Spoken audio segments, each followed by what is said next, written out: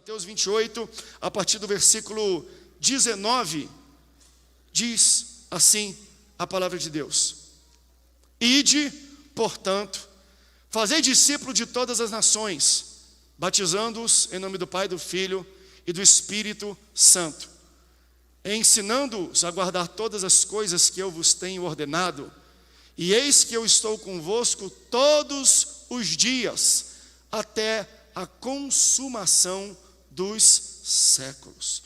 Ide e fazei discípulos de todas as nações. Agora abra comigo em Atos, no capítulo 1, versículo 8 apenas, e eu vou, dentro desses dois textos, rapidamente esclarecer para você características primordiais de um discípulo de Jesus. Atos capítulo 1, versículo 8: Mas recebereis poder ao descer sobre vós o Espírito Santo, e sereis minhas testemunhas, tanto em Jerusalém, como em toda a Judeia, Samaria e até os confins da terra. Se você ama a palavra de Deus, diga: eu amo a Bíblia. Nos evangelhos, Mateus, Marcos, Lucas e João, nós, quando lemos, aprendemos um pouco sobre as crônicas da vida de Jesus. Tem gente que é novo convertido e pergunta para mim: pastor, eu não conheço muito de Bíblia, estou aprendendo agora, e eu ganhei uma Bíblia, onde eu preciso começar a ler? O que é o mais importante da Bíblia? Qual é o filé mignon da Bíblia? É claro que nós vamos dizer, toda a Bíblia é importante, de fato é, porque toda a palavra de Deus é necessária, é importante. Mas o que eu falo para as pessoas é: você vai ver que tem Mateus, que tem Marcos, que tem Lucas e que tem João. Nós chamamos isso de evangelhos, e não é o evangelho destas pessoas, é o evangelho de Jesus. Então eles escrevem crônicas e relatos da vida de Jesus na sua ótica, mas a história do evangelho é sobre Jesus. Então, se você quer conhecer rapidamente, entender o cerne e a principal ensinamento que a Bíblia tem para você, eu falo assim: a sua Bíblia é aquela que tem letras em vermelho? Sim. Eu falo assim: lê tudo que está em vermelho. Se você não sabe, existem versões bíblicas que a fala do próprio Jesus é escrita na cor vermelha. Então eu falo: lê primeiro o que Jesus disse. Se você não tem muito tempo, ou se você quer começar de uma maneira muito clara para entender o que você precisa saber e ser para ir para o céu, leia tudo aquilo que Jesus disse. Mas eu acho interessante porque Jesus, ele não vem com a única intenção e missão de nos salvar. Ele vem com a intenção de fazer mais do que isso. Eu já falei isso várias vezes. Se fosse só para me salvar, eu precisava que alguém inocente morresse no meu lugar, e que o sangue desse inocente tomasse sobre si as minhas manchas, máculas e pecados. Ponto. Eu recebi, e debaixo desse sangue eu tenho salvação. Jesus poderia ter nascido com 1 mês e 3 dias morrido, 1 mês e 43 dias subido ao céu, pronto. Já fez todo o trabalho salvífico. Morreu, ressuscitou, foi para o céu, e eu, acreditando na vida ou no sacrifício desse bebê Jesus, eu receberia a salvação. Mas Jesus só não morreu por mim, ele viveu por mim, ele andou na terra por mim. E ele fez algumas coisas que eu preciso entender. Por que ele fez isso? Jesus, além de morrer por mim, ressuscitar por mim, vencer a morte por mim, ele andou na terra e ele deixou ensinamentos, principalmente para homens e um grupo de pessoas da qual a Bíblia chama de discípulos. Então Jesus não veio só para te salvar, Jesus veio para te discipular. Ele veio para te ensinar coisas. Por quê? Porque a vida de um crente não se resume só numa vida próspera no céu. Aquilo que Jesus faz na cruz me prepara para o céu. Aquilo que Jesus faz na terra me prepara para a terra. Aquilo que Jesus fez como sacrifício de morte e ressuscitar é o passaporte que eu tenho para ter uma vida gloriosa no céu. Mas aquilo que ele me ensinou e viveu na terra é um passaporte para eu entender como eu devo viver bem e prosperamente na terra. Então o que Jesus faz? Ele ensina, ele trabalha, ele seleciona, ele separa um grupo de pessoas que ele chama de discípulo. A palavra discípulo vem da raiz da mesma palavra que se chama disciplina. Discípulo vem da raiz de disciplina. Por quê? Porque não tem como você ser discípulo sem você ser uma pessoa disciplinada. Não tem como eu falar que eu sou discípulo de Jesus. Não tem como eu falar que eu sou seguidor de Jesus se as disciplinas da qual Ele coloca no livro da lei não são latentes e visíveis na minha vida. Jesus, então, além de formar discípulos, nós lemos no texto, Ele dá uma instrução muito clara para esses discípulos: ide e curai os outros, ide e multiplicai alimentos, ide e fazei prodígios e maravilhas. Não, a prioridade da ordenança de Jesus é: ide e fazei discípulos. Assim como eu disciplinei vocês, agora vocês saem daqui e vocês disciplinem essas pessoas também. Assim como eu ensinei vocês, eu preparei vocês, eu moldei vocês, eu ensinei vocês, saiam daqui agora como igreja e comecem a fazer das outras pessoas aquilo que eu fiz de você. Eu não só te salvei, mas eu te ensinei como ser um melhor esposo, uma melhor esposa, um melhor trabalhador, um melhor chefe, um melhor crente, um melhor obreiro, um melhor pastor. Agora sai daqui e faz a mesma coisa com as pessoas. Ide e disciplinem. Não é disciplinar no contexto que nós às vezes falamos na igreja: e fiz alguma coisa errada, o pastor vai me disciplinar. Não, é ensinar e instruir. Assim como eu instruí vocês e vocês são disciplinados, discípulos, vocês vão ter que instruir as outras pessoas. Então, aquilo que Jesus fez e escalou, Ele fala: chegou a hora de vocês fazerem as mesmas coisas. É difícil, às vezes, a gente encarar um mundo e uma sociedade que se vangloria de não ter autoridade sobre eles. Não, ninguém manda na minha vida. Eu sou dono do meu próprio nariz, meu corpo, minhas regras. Nunca uma outra geração foi tão contente, bateu no peito, foi tão animada em dizer que não tem ninguém acima de mim que vai mandar em mim. Aí Jesus está falando: muda a cabeça dessas pessoas, porque não tem como disciplinar alguém se ela não entender que existe autoridade sobre ela. Ide e fazei discípulos. Por quê? Porque no outro texto que nós lemos, Ele falou: ei, esperem, porque uma hora eu vou subir, e quando eu subir, eu vou fazer descer sobre vocês o Espírito Santo. Eu enviarei poder. Deus vai enviar poder para a sua igreja, mas Ele não envia poder em uma igreja indisciplinada. Primeiro Ele disciplina pessoas para depois enviar o poder pelas pessoas. Por que Ele andou tanto com aqueles homens e não mandou o Espírito Santo antes? Porque eles não estavam disciplinados para receber o poder do alto. Se você está indisciplinado, você pode até receber poder, mas você não mantém ele na sua vida. Por isso que o Senhor está falando: é muito importante culto de doutrina, é muito importante escola bíblica dominical. Não é que é importante para a igreja, para lotar a igreja e para dizer que está cheio, não. É importante para você, porque se você não aprender a ser disciplinado pela palavra, você não recebe poder do alto. Aleluia! Jesus anda, cuida, trabalha desses homens, e Ele falou assim: ó, estão prontos, chegou a hora, convém que eu vá, porque se eu não for, não será enviado para vocês o outro Consolador. E o Senhor envia poder sobre a sua igreja quando a sua igreja está disciplinada e madura para receber o poder e a presença do Espírito Santo. Quantos podem dar um glória a Deus por essa promessa? Lá em Hebreus capítulo 8, versículo 17, está escrito assim: ó, eu amo aos que me amam, mas são os que diligentemente me buscam, que me acharão. Você quer ser amado por mim? Já é. Você me ama? Eu te amo de volta. Mas você só vai encontrar os meus mistérios se você diligentemente me buscar. Crente casual não recebe os mistérios de Deus. Crente casual não recebe o tesouro que Deus tem no céu pra gente. Crente que não está nem aí: não, eu só vou, está chovendo ou não vou não, só vou se fizer sol. Ah, quem é que vai estar pregando? É o pastor André? Eu não gosto do pastor André não, só se for o pastor Enéas. Se você é assim, você não está buscando diligentemente a Deus. Mas pastor, Deus não me ama assim. Ama, mas você nunca vai encontrar e nunca vai receber poder, fogo, o Espírito, tesouro, as coisas escondidas e os mistérios do céu para a sua vida. Só encontra quem diligentemente o busca. E a minha oração durante todo esse período dessa série, e de sempre, essa é a oração de todos os pastores que estão aqui junto com a gente. Senhor, nos faz esse tipo de igreja.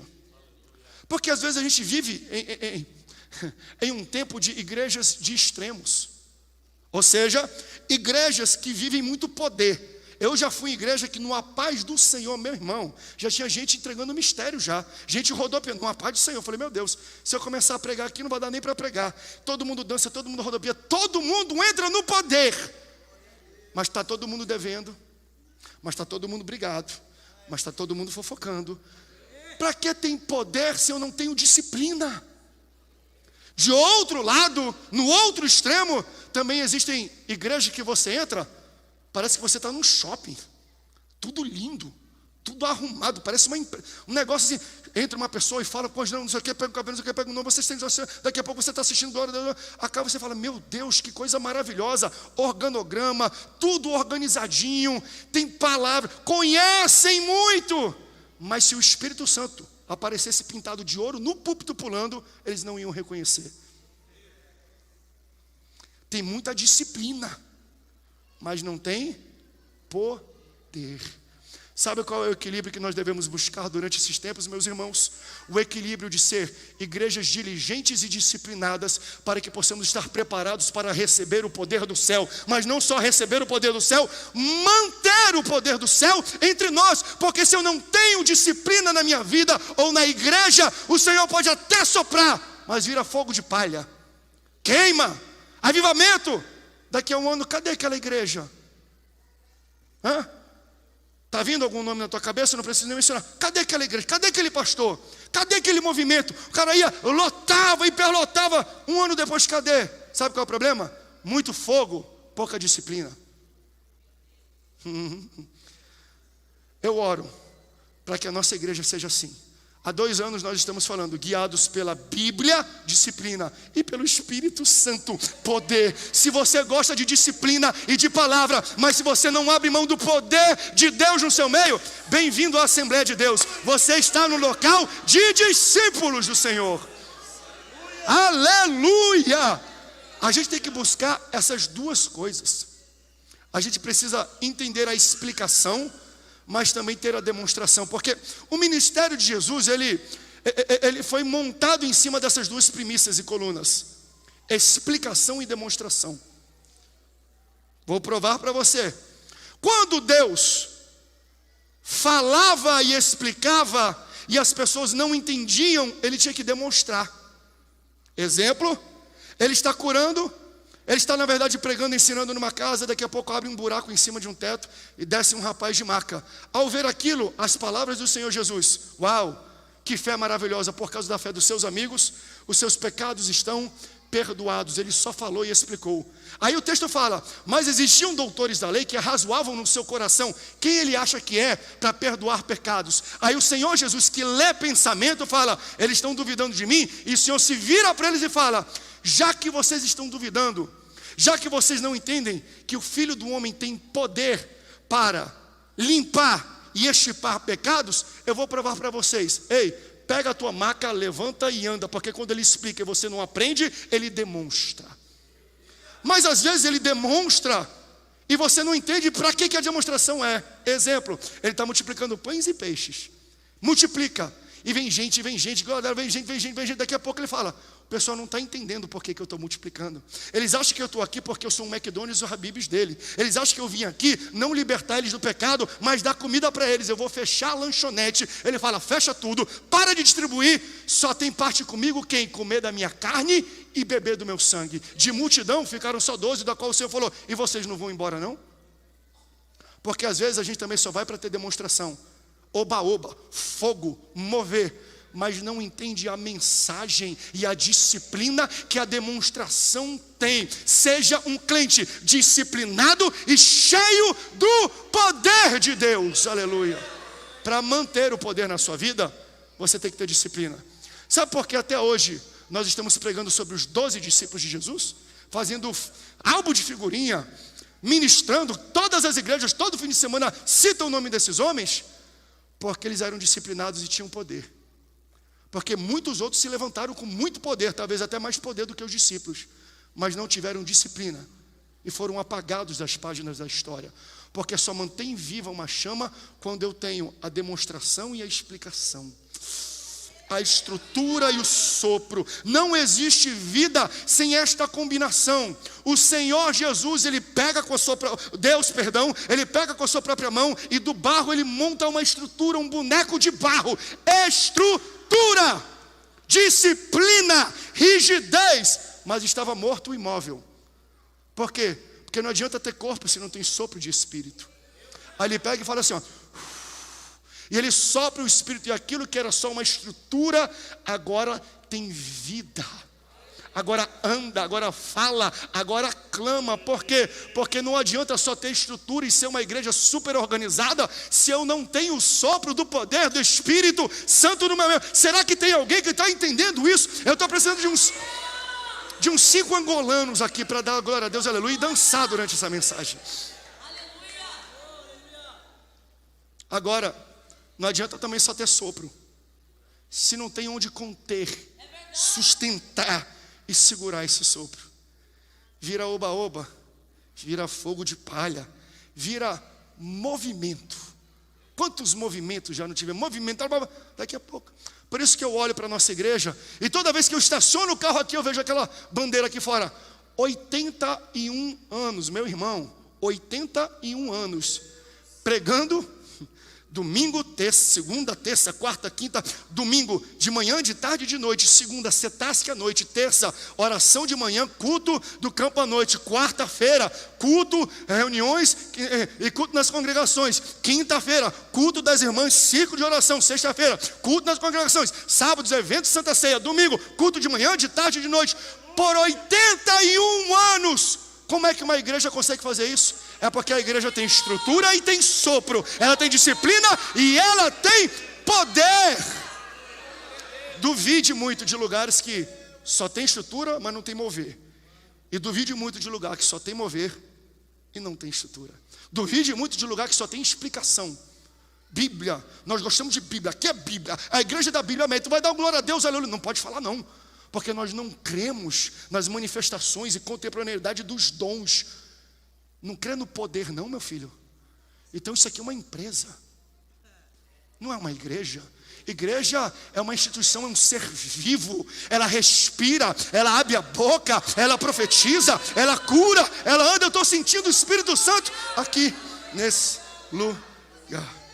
Então, não podemos abrir mãos, pastores, dos pilares de como Jesus se expressava. Discipline primeiro. Não é disciplinar de, não pode vestir, não. Disciplina é palavra, ensina. A Bíblia diz isso. É assim que é a vida do crente. Para o crente também entender, se você quer receber poder, tem que ser disciplinado. Para ser disciplinado, tem que ser diligente. Não é se vestir de qualquer jeito, não. Não é chegar e falar. A gente vive num tempo, eu posso falar, eu posso abrir um pouco meu coração. Às vezes eu fico espantado até com membros. Isso não acontece nas congregações, só no Templo Sede. Membros que me marcam na rede social, que eu sou muito usuário da rede social, botando versículo bíblico no stories. Glória a Deus, o versículo bíblico. Ou eu posto sempre eu gosto de botar frases, aí reposta no dele. Falei, que bonito ele repostou. Aí eu entro no perfil desse crente, membro meu aqui, deixa eu ver todos os stories. 3 stories antes, publicações antes, ele estava falando palavrão. O cara consegue falar palavrão e depois dar glória a Deus no mesmo story, na mesma linha de tempo. Aí eu falo assim, eu tenho que disciplinar, mas não é disciplinar de ficar no banco, não. Essa pessoa precisa estar exposta à palavra e ao poder transformador do Espírito Santo.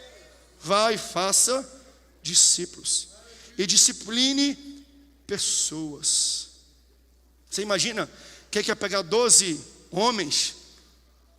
Na verdade era um grupo maior, mas tinham os mais selecionados, desde doutor de medicina até pescador. Você imagina como é que eu ensino, qual linguajar eu uso, qual terminologia eu uso para falar com um público tão diverso. E esse é o desafio que nós pastores temos hoje também aqui. Porque aqui nesse local onde nós estamos, existem advogados, que têm empresas e escritórios grandes, temos mecânicos e temos pessoas que nunca foram formadas nem entraram aqui nesse ambiente. Como é que eu prego para que todos possam entender da mesma maneira? Não é a palavra, é o Espírito. Eu estou falando uma coisa aqui, mas o Espírito pega, dubla, traduz e coloca no seu coração aquilo que você necessita e precisa ouvir. Aleluia. Por isso que é bom a gente ter o poder do Espírito na igreja, porque eu falo uma coisa, mas se não atinge o alvo, o Espírito fala, não é isso, é isso aqui.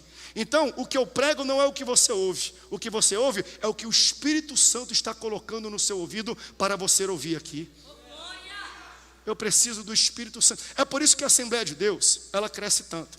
Eu estou totalmente fora aqui, porque o Espírito já está movendo no meu coração. Eu já saí totalmente do esboço, mas eu sei que está gostoso isso aqui. Sabe por que a Assembleia de Deus ela cresce tanto? Uma vez eu estava participando de um debate na rádio, com vários pastores de várias outras denominações, seja de neopentecostais, de churches e de mais tradicionais, e eu era representante de uma igreja pentecostal. Todos eles pastores jovens, então eles queriam o olhar. Eles queriam um prisma de cada pastor sobre a história da sua igreja, sobre o crescimento para o futuro, e o que eles esperavam da sua igreja. E todo mundo foi falando, não sei o quê, porque a gente tem que ser mais jovem, tem que fazer a calça, não sei o quê, tem que atingir, o pessoal tem que ser disruptivo. Amém, glória a Deus.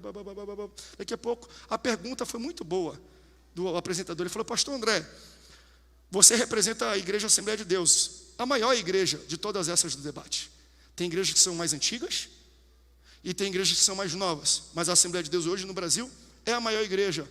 Qual é a sua explicação para esse crescimento tão grande? Eu falo simples, porque está todo mundo falando aqui em método, em cor de parede, em moda, em audiovisual e em formato.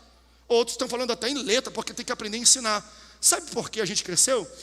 Porque, por exemplo, meu pai foi pastor lá no Amazonas, lá no interior do Amazonas, lá para Óbidos, lá para a Boca do Acre, lá nos Ribeirinhos, tinha pastor que era consagrado e não sabia nem ler. Ué, como é que ele era pastor sem saber ler? Como ele ensina a Bíblia? Através do Espírito Santo. Sabe por que a Assembleia de Deus cresce tanto? Porque a Assembleia de Deus é a igreja que mais entendeu a atuação do Espírito Santo na atuação da igreja. Porque eu não tenho capacidade de chegar ao coração de todos vocês, mas o Espírito Santo tem. Então quando eu chego aqui eu falo, Espírito Santo, eu só consigo falar até aqui. A minha capacidade linguística, a minha capacidade verbal de atingir o coração ou a mente é só até aqui. Daqui para frente é contigo. Por que ela cresce tanto? Porque a gente coloca o Espírito Santo para trabalhar para a gente. Em outras palavras, porque eu não acredito na contemporaneidade. Se tu não quer usar a ajuda do Espírito Santo, o problema é teu. Eu quero o Espírito Santo na minha igreja. Eu quero o Espírito Santo no meu meio, mas eu preciso ser disciplinado. Porque se eu não for disciplinado, de duas uma, ou eu subutilizo, ou seja, não precisa não, ele não faz diferença. Tá bom, então não use. Mas se eu não subutilizo, tem um outro agravante, um outro polo. Eu abuso dele. Quantas pessoas em altar já não abusaram do poder do Espírito Santo? Quantas pessoas não feriram famílias, ministérios e pessoas, porque abusaram dos dons que o Espírito Santo conferiu a ele? Quantas pessoas não usaram a palavra de Deus, que é a espada em Efésios 6, para ferir as pessoas, sem ter discernimento e disciplina da palavra, para entender que a armadura de Deus em Efésios 6 não é para lutar guerras na horizontal com o povo, porque a nossa guerra não é contra carne nem sangue, mas contra principados e potestades nas regiões celestiais. Então a palavra não é para eu atingir e ferir o irmão do meu lado, é para eu atingir e ferir as potestades e principados que estão influenciando o meu irmão. Então a gente pega a palavra e joga, esfrega e fere as pessoas. Falta de disciplina da palavra. Preciso entender para que serve a palavra e como eu aplico a palavra. Quantos estão comigo? Digam glória a Deus. Então, qual é a primeira característica de um discípulo de Jesus? Fala para a pessoa do lado: disciplina. Só é discípulo quem tem disciplina. Isso é tão verdade que até certo ponto a disciplina é boa, mas para a gente viver o mover maior de Deus, a gente precisa do poder. Os discípulos agora são 11. Um pegou cartão vermelho, saiu de campo. E eles precisam completar o colégio apostólico. Na verdade, não é nem colégio apostólico, porque eles só são apóstolos depois de receber o poder e serem enviados. A escola de discípulos. Porque apóstolo significa enviado. Se eles não foram enviados, eles não são apóstolos. Ainda são discípulos. Um sai, eu preciso preencher essa lacuna. O que eles fazem? Vamos criar alguns critérios nossos. E ao final fizeram uma peneira, sobraram 2. Desses 2, como é que a gente vai resolver essa parada? Vamos jogar sorte. 0 ou 1, para o ímpar, dadinho. Claro que existe todo um contexto cultural por trás disso, mas para uma aplicação rápida aqui, não vou entrar nisso, jogaram a sorte para escolher de 2, 1. Para escolher um próximo discípulo, é no dadinho? Jogando sorte? É porque eles não tinham a experiência do derramado do Espírito Santo e do poder. Porque isso acontece em Atos capítulo 1, em Atos capítulo 2 é derramado sobre eles o Espírito Santo. Quando chega em Atos capítulo 3, lá para o final de Atos, o que fala é que eles têm que tomar uma grande decisão sobre o envio de missionários, o envio de pessoas para pregar. Sabe como eles decidem? Eles não decidem mais no dadinho. Quem vai para onde? Vamos jogar dadinho, vamos jogar sorte? Eles não fazem mais isso. Por quê? Porque agora eles receberam o Espírito Santo e o poder. E quem resolve? Como é que se resolve, pastor? Uma decisão quando você tem o Espírito Santo e o poder do Espírito Santo. Eles oram, o Espírito Santo confirma, eles tomam uma decisão e falam assim, pareceu bem ao Espírito Santo e a nós. Eu não preciso jogar dadinho, eu não preciso ter peixada, eu não preciso comprar voto, eu não preciso ter quem indique. Quando o Espírito Santo está habitando no meio de uma igreja, a gente ora, ele confirma no coração e a gente toma a decisão e fala, pareceu bem ao Espírito Santo e a nós. Por quê? Porque se ele é o dono da igreja, quem é melhor para escolher quem vai ser para fazer as funções da igreja? Então você vê a diferença, a mudança, a transformação em um ambiente que não tem apenas a disciplina, mas é cheio do poder de Deus. Então, você precisa ser disciplinado e buscar poder. Mas para ser disciplinado e discipulado, eu preciso conhecer Jesus. Eu preciso andar com Jesus. Eu preciso estar em uma igreja. Eu preciso congregar. Não tem como alguém dizer que é discípulo e não tem um local para tomar santa ceia.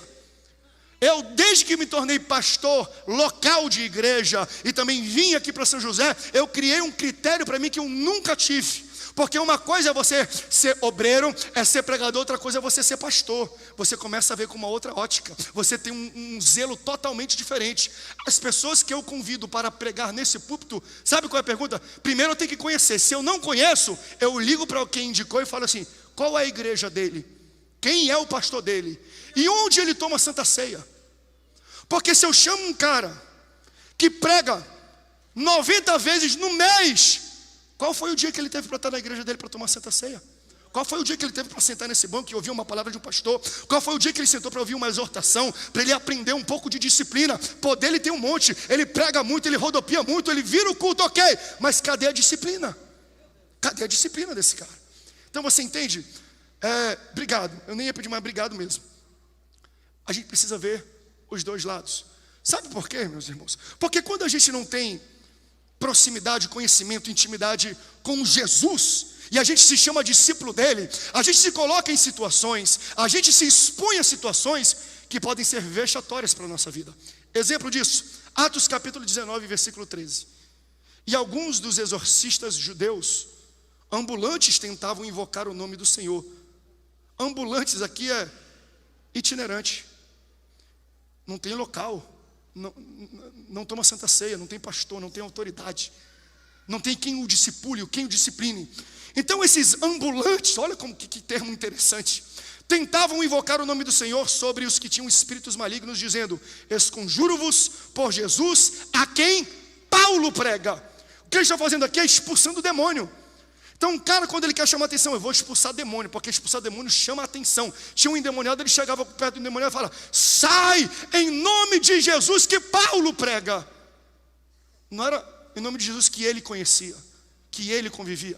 Ele se referia a Jesus como um terceiro que ele nunca teve contato. Sai em nome do Jesus que Paulo prega. Sabe o que aconteceu? Os demônios deram uma coça, uma pisa, passaram um cerol. Lá no norte a gente fala peia, deram uma peia. Porque quem brinca com o nome de Jesus sem conhecer Jesus terá uma resposta do diabo um dia. Quem brinca com o nome de Jesus sem conhecer Jesus um dia vai receber a resposta de um demônio. Os demônios falam assim, Jesus eu sei quem é, conheço. Paulo também conheço. E vocês? Quem são vocês? Deixa eu fazer uma pergunta, não precisa responder não. O inferno sabe quem você é? O inferno sabe quem você é. O inferno sabe quem você é. O inferno tem que olhar para a gente e falar: não vou nem chegar perto dele, porque você é expulso. Esse anda assim com Jesus, esse é assim com a palavra, ele se ajoelha, ele ora, ele jejua, ele vai para a igreja, ele tem autoridade, ele busca a Deus. Porque para você usar a autoridade do poder do nome de Jesus, você tem que estar debaixo dela. Não tem como eu usar uma autoridade da qual eu não estou debaixo. Você lembra quando um centurião, um homem de muito poder, um general de exército chega até Jesus e vê Jesus curando, ele fala assim: Jesus, mestre, tem um servo meu que está terrivelmente enfermo lá em casa. Aí Jesus fala assim: Jesus fala o que ele falaria para você. Deixa acabar o culto que eu vou lá na tua casa e eu vou tocar ele. Porque a gente quer isso, né? Não, o senhor tem que ir lá em casa. Não, é o pastor que tem que ir lá. Aí ele falou: não precisa ir não. Precisa não, Jesus. Na minha casa? Não quero te importunar não. Eu estou vendo o que tu está falando aqui. Eu estou vendo o que tu está fazendo. Tu diz vai e vai. Tu diz vem e vem. Porque eu também, quando digo vai, vai, e vem, vem. Sabe por quê, Jesus? Porque eu também sou um homem que está debaixo e julgado a autoridade. Tem pessoas que falam da maneira errada. Tem pessoas que falam: eu também sou um homem de autoridade. Pegue na sua Bíblia, não é o que está escrito. Ele não diz que ele tem autoridade. Ele diz que ele está debaixo de autoridade, porque só tem autoridade quem está debaixo de alguma. É por isso que muita gente sai daqui e a gente canta: há poder no nome de Jesus para cadeias quebrar. Aí a pessoa chega lá em casa: há poder no nome, começa a ungir, começa a orar, começa a cantar: cadeias quebrar, eu quebro sobre meu filho, sobre meu esposo, sobre meu casamento. Aí chega: pastor, eu cantei e falei para quebrar e nada aconteceu. É claro, como é que você vai querer usar um nome da qual você não está debaixo? Só tem autoridade quem está debaixo de autoridade. Sabe por quê? Porque quando você está debaixo de alguém, a sua palavra tem peso. Ela carrega o peso daquele que está acima de você. Mas, para você chegar nesse nível de exercer uma autoridade, primeiro você tem que ser discípulo. Você tem que receber ordem antes de querer dar ordem. Você tem que sentar primeiro para aprender antes de levantar para pregar. Porque é muito fácil eu falar vem, vem, vai, vai. Mas a minha pergunta é: e quem é que diz para você vem e você vem? E quem é que diz para você vai e vai? Mais importante de saber quem está debaixo de mim é saber quem está acima de mim. Aleluias! Então aprenda isso. Quer ser um crente cheio de poder, cheio de autoridade? Esteja plantado em uma igreja e debaixo de uma autoridade espiritual. Tenha um pastor, tenha alguém que te exorte, que fale com você e obedeça. Porque se você não obedece quando o pastor diz vai e você não vai, quando você abrir a boca para dizer vai, vai, nada acontece. Só pode e só tem autoridade quem está debaixo de autoridade. Quantos podem dar glória a Deus por isso? Aleluia. Então eu preciso primeiro ser disciplinado. Eu preciso ter disciplina. Minha segunda característica: eu preciso estar debaixo de uma autoridade. Para ter autoridade. Se eu busco abrir e o céu se abre, o inferno se acaba quando eu abro a minha boca, quem está acima de mim tem que ter esta autoridade. E eu, como terceira característica, já terminando aqui, eu preciso aprender a usar o que eu tenho. Discípulo é aquele que usa o que tem. Pastor, mas eu não tenho quase nada. Use o quase nada. Quando Pedro e João estão indo para Jerusalém, indo para o templo, na Porta Formosa tem um coxo. E o coxo faz um pedido para eles. Ele fala assim: me dá dinheiro, me dá uma esmola. Sabe qual é a resposta deles? Eu não tenho dinheiro, mas o que eu tenho, eu te dou. É pouco que você tem? Use esse pouco. Mas pastor, só vai para frente se tiver dinheiro. Mentira. Se eles tivessem dinheiro, eles não iam curar o coxo. Então, às vezes, dinheiro não é a solução. Dinheiro é a barreira para o teu ministério desfrutar. Por quê? Porque você começa só a exercer depois que você acha que deve ter dinheiro. Aí o dinheiro nunca vem e você nunca faz. O que o Senhor está falando é: um discípulo faz com o que ele tem na sua mão. O que Deus colocou dentro de você já é o bastante para você cumprir o chamado dele. Minha pergunta é: para orar precisa de dinheiro? E para cantar precisa de dinheiro? E para louvar precisa de dinheiro? E para curar precisa de dinheiro? Só tem dinheiro para fazer quem faz sem ter. Faz. O que Deus colocou na tua mão? Tem um mar fechado na minha frente, pastor. Moisés, o que tu tem na mão? Deus usa o que a gente já tem na mão. Senhor, eu tenho um cajado. Aponta para esse mar que eu vou mandar um vento e vai abrir esse negócio. E ele abriu com o que ele tinha na mão. 1000 homens iam enfrentar Sansão. Sansão, o que você tem? Ele, calma aí, deixa eu ver. Eu tenho uma queixada de jumenta fresca. Ele matou 1000 homens com um pedaço de osso de uma jumenta. Por quê? Porque Deus não espera você buscar dinheiro ou coisas lá fora. Já colocou na sua mão tudo o que é necessário para você cumprir o chamado. Então, pastor, quer dizer que para eu mudar o mundo, eu não preciso pregar que nem os grandes avivalistas? Pode tocar para mim, gente, bem baixinho. Eu não preciso pregar como o pastor Wilson prega, pega o microfone e a autoridade. Eu não preciso como o pastor Walter na sua calma e tranquilidade, mas falando palavras. Não é assim que eu preciso pregar, para virar, para ganhar o mundo, não. Você não precisa aprender o que o outro faz. Tenta entender o que Deus já colocou na tua mão.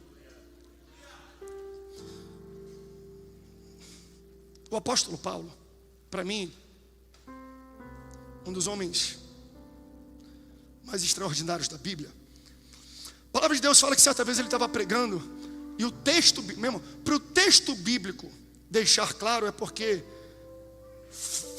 foi um negócio flagrante. Disse assim, ó: e ele estava ensinando e pregando, e ele se alongou em suas palavras. Demorou muito para pregar. Pregação longa, provavelmente chata. Que é isso, pastor? O senhor está chamando a pregação do apóstolo Paulo de chato? Estou. Por quê? Pelos indícios da Bíblia. A palavra fala que ele estava no segundo andar de uma casa e tinha um menino sentado na janela. E ele demorou tanto na pregação que o menino dormiu. Caiu da janela e morreu. Eu já vi gente dormindo durante a minha ministração. Falei, rapaz, eu devo estar pregando ruim demais, né? Eu preguei até o cara dormir. Paulo pregou até o cara morrer. Ah, pastor, eu morri de tédio. Eu dormi de tédio. Eu morri de tédio. Aí há quem diga, quem sou eu para dizer se ele era ou não era um pregador avivalista que virava o culto? Nessa ocasião, não.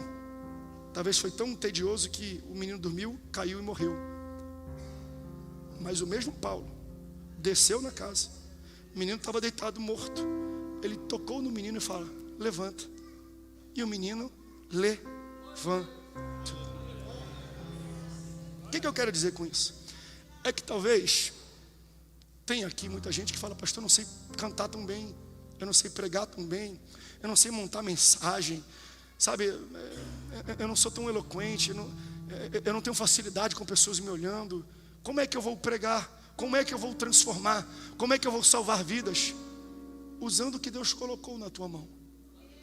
Há quem diga que Paulo não era um grande pregador, mas sabe, talvez Satanás não tivesse medo quando Paulo pegasse o microfone e subisse num púlpito. Mas sabe quando Satanás tinha medo? Não era quando Paulo subia com o microfone no púlpito, é quando ele sentava numa mesa com uma caneta e começava a escrever cartas. E quase metade do Novo Testamento é escrito por ele. Se a nossa igreja é o que é hoje, teologicamente, e poder e autoridade, não é pelo que Paulo pregou, é pelo que Paulo escreveu. Quando Paulo pegava uma caneta, meu irmão, o inferno ficava de cabeça para baixo, falando: ele não pode colocar uma frase, ele não pode escrever nenhuma sentença, ele não pode terminar aquilo. Por quê? Porque o poder que Deus tinha na vida de Paulo estava na ponta de uma caneta. A minha pergunta é: onde está o poder de Deus na sua vida? Fique de pé. Aleluia. Deus quer levantar pessoas disciplinadas, Deus quer colocar você debaixo de uma autoridade e de pessoas comprometidas com a palavra e com o poder, para que você tenha na sua vida a autoridade e o poder que emana desta liderança. E terceiro, use o que você tem.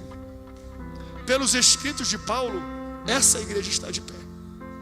Pelos escritos de Paulo, nós entendemos como um obreiro deve respeitar o pastor e o pastor o obreiro. Nós entendemos como funciona o mundo espiritual. Nós entendemos quais são os erros e acertos das igrejas. Nós entendemos muita parte da nossa teologia que hoje rege como a igreja é formatada e disciplinada, é do apóstolo Paulo. Por quê? Porque ele entendeu que a coisa mais poderosa que ele tinha na vida dele não era subir para pregar ou cantar, era pegar uma caneta e escrever. Deus colocou uma caneta na sua vida, não necessariamente uma caneta para escrever. Tem gente que tem na mão um volante de carro, tem gente que tem na mão um teclado de computador, tem gente que tem na mão tesouras e tecidos, tem gente que tem na mão apólices de seguro, tem gente que tem na mão documentos administrativos de uma igreja, tem gente que tem na mão um microfone, baqueta, cordas, teclas, tem gente que tem na mão panela, colher, tem gente que tem na mão tijolo, cimento, tem gente que tem na mão crianças, pessoas. O que Deus colocou na tua mão? Ele vai usar isso para transformar a história da igreja, para transformar a vida de pessoas, para transformar o futuro das pessoas. Mas pastor, quando é que eu vou ter esse poder? Quando você tiver disciplina. Quando você tiver disciplina. Porque poder na mão de indisciplinado é escândalo na igreja, mancha o nome do Senhor e da igreja. Como a gente não tem vivido pessoas que usavam o nome do Senhor, só que não tinham disciplina, estão manchando a história da igreja. Mas Deus falou para você, a sua história não é de mancha, é de transformação, é de cura. Você vai levantar as pessoas sem precisar ter dinheiro. O que te impede não é dinheiro. Se você tivesse, talvez você não faria metade do que você faz hoje. Se você tem dinheiro, você dá dinheiro, mas você não levanta quem precisa ser levantado, você não cura quem precisa ser curado. E eu termino com esse exemplo que eu preguei aqui há 2 semanas na igreja, de um livro que eu li de um pastor, que quando acabou o culto, vieram procurar o pastor, um casal de amigos dele. Falou: pastor, ore por nós, a gente está numa situação financeira terrível, e a gente tem que fazer uma grande escolha, porque o dinheiro que nós temos, ou a gente paga o aluguel, ou a gente paga os estudos. Eu e minha esposa estamos na mesma faculdade, já estamos na metade do curso. Ou a gente paga a nossa preparação, estudo, ou a gente paga a nossa casa. E claro, nessa escolha a gente vai ter que parar os estudos para ter onde morar. Então ore por nós, pastor, para que a gente possa pagar as mensalidades e pagar a nossa casa e Deus fazer alguma coisa. Quando acabou aquilo, ele entrou no carro, veio no coração dele assim: eu tenho dinheiro em casa, eu tenho algumas economias, eu vou ligar, perguntar quanto é que é, eu vou emprestar dinheiro, pagar uns 2 meses de faculdade, e aí vai dar um tempo para eles respirarem e pensarem em alguma solução. Aí quando ele falou isso, ia ligar, o Espírito Santo veio e falou assim: por que tu vai ligar? Eu vou ligar porque eu vou dizer que eu tenho dinheiro. Mas para que tu vai dar dinheiro? Porque eles estão com um problema. E qual é o problema? O problema é que eles não conseguem pagar a faculdade ou a casa. Então o problema deles é dinheiro. Então eu já tenho uma solução do problema deles: dinheiro. Eu vou dar dinheiro para eles, eles vão respirar por 2 meses e vão ter alguma saída. Aí Deus falou assim: mas eles pediram o que para ti? Oração. Então por que tu não ora? Aí falou: eu não oro porque o problema deles não é oração, o problema é dinheiro. Eles falaram que o problema era dinheiro, mas eles pediram o quê? Oração. Então ora. Ele foi para casa, se ajoelhou e orou por esse casal. No outro dia lembrou, orou de novo. E orou de novo no próximo domingo. Acabou o culto, eles vieram até o pastor, sorriso daqui até aqui: pastor, o senhor orou por nós? O pastor constrangido, porque ele queria emprestar dinheiro. Falou: orei. Que bom, pastor, porque Deus respondeu. Falei: como? A gente falou que tinha aquele problema, e aí como a gente estava atrasado já com mensalidades, o reitor da faculdade chamou a gente tinha boas notas. éramos alunos disciplinados. Vai ouvindo. Porque a gente era disciplinado, chegava cedo, tirava boas notas. Ele viu que a gente estava atrasado, ele chamou a gente. Falou: qual é o problema de você estar atrasado? Vocês são bons alunos, boas notas, tem bom relacionamento. Ele falou: é porque a gente está com dinheiro ou para pagar a faculdade ou para pagar a moradia. Então a gente atrasou porque a gente não está com dinheiro. Ele falou: não tem problema não. Estavam na metade do curso. Ele falou assim: ó, daqui até o final, vocês dois têm bolsa integral e não precisam pagar mais nada para a faculdade. Teve mais, mas vocês ainda estão com dificuldade? Estamos, não tem problema. Nos Estados Unidos, era aquelas faculdades que tem campus. Aqui também nós temos dormitórios e alojamentos. Podem sair de lá, que nós vamos dar para você integralidade de bolsa para vocês ficarem alojados aqui. Então não precisa mais gastar dinheiro, nem com moradia e nem com estudo. Se o pastor ligasse, se o Espírito Santo permitisse o pastor ligar, o pastor ia dar dinheiro para eles pagarem 2 meses de faculdade. Ia acabar o dinheiro. E eles viveram o mesmo problema. Dinheiro não resolve o problema. A oração resolve. Dinheiro pode ajudar, pode protelar, pode empurrar, mas não existe dinheiro que faz aquilo que a oração de um justo. Não espere dinheiro, se Deus já te deu voz, se Deus já te deu boca para profetizar, se Deus já te deu mão para abençoar, se Deus já te deu um espírito de poder para você, debaixo desse céu, falar: Senhor, debaixo do teu nome e da tua autoridade, eu abro a minha boca e eu expulso os demônios, e eu trago à existência o que não existe, e eu declaro cura, e eu declaro saúde, e eu declaro prosperidade sobre a minha casa.